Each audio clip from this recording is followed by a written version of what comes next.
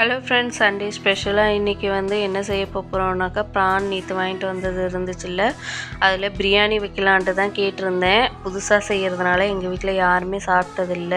சரி நிறையா செய்யாத, அதுக்கு பதிலாக ரசம் வச்சு ஒயிட் ரைஸ் வச்சுட்டு அப்புறமா கொஞ்சமாக ப்ரான் பிரியாணி வேணுன்னா ட்ரை பண்ணி பாரு அப்படின்னு சொல்லியிருந்தாங்க.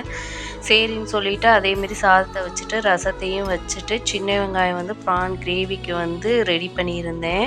ப்ரான் கிரேவிக்கு ஒரு சட்டியில் எண்ணெயை ஊற்றிட்டு சோம்பு, பட்டை, கிராம்பு இதெல்லாம் போட்டு நல்லா தாளிச்சு விட்டுட்டு நம்ம கட் பண்ணி வச்சுருக்க சின்ன வெங்காயம், தக்காளி, கருவேப்பிலை இதெல்லாம் நல்லா வதங்கினதுக்கப்புறம் கொஞ்சமாக மஞ்சத்தூள், மிளகாத்தூள், மல்லித்தூள், கரம் மசாலா, உப்பு இதெல்லாம் சேர்த்து நல்லா எண்ணெய் பிரிஞ்சு வந்ததுக்கப்புறம் ப்ரானையும் ஆட் பண்ணி மூடி போட்டு வேக வச்சு எடுத்தோன்னாக்கா சூப்பரான ப்ரான் கிரேவி ரெடி ஆகிடும்.